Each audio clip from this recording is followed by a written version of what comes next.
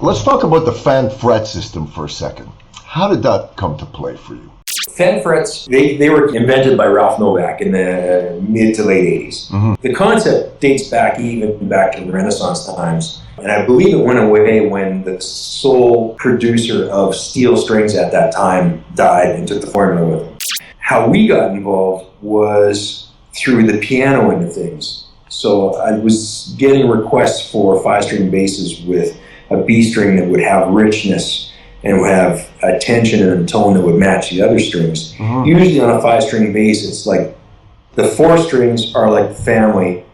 They all sort of fit together. And then the 5th string is like the neighbor down the street. Even with fan frets and with the custom pickups that we make and the wood choices we make, it's still a real challenge to get that B string to fit with the rest of them. The concept of, can you get a bass to have a good B string? It's solvable. They solved it on pianos. What did they do? So I went to piano guys and I asked them, how do you fix this problem? They universally said it's scale length. The bigger the piano, the richer the tone is essentially what it was at. And so then the problem came, okay, so how do we deal with all this extra scale length on a bass and not make something that's just this monster that you can't play?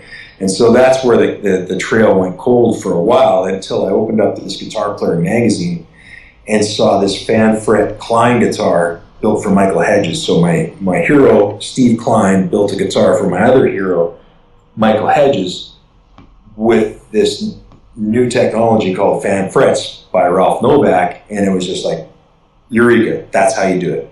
And so it was just a flash. You can build a bass with an extended scale that doesn't screw it up, just by putting the scale where you need it and not putting it where you don't need it. So 2 months later, I met Ralph Novak and I said, Ralph, I think this is a great concept for basses. I'd like to pursue this. And Ralph said, you know what? I want to pursue it on guitars. I'm not really that interested in basses. So why don't you focus on basses and focus on guitars. We'll take it from there. And we shook hands and I went back to Canada, and that was in, I think, July of 1992. Started work on it in the fall of 1992, and I had a prototype on January 13th at 7:30 in the morning. I know it was that time because I had an hour to catch my flight down to NAM. What a magic meeting with a magic outcome. Yeah, it was completely serendipitous. I didn't know he was going to be there. He was on the other side of the building, and there was one other guy that I can't remember his name, but he had a 5-string with an extension like on an upright. And so he was playing this low A, and I'd be in the middle of talking to somebody and he hit that low A and I'd have to stop what I was saying to just listen to him. And so that was what sort of gave me that kept it fresh in my mind, because otherwise I might have forgotten.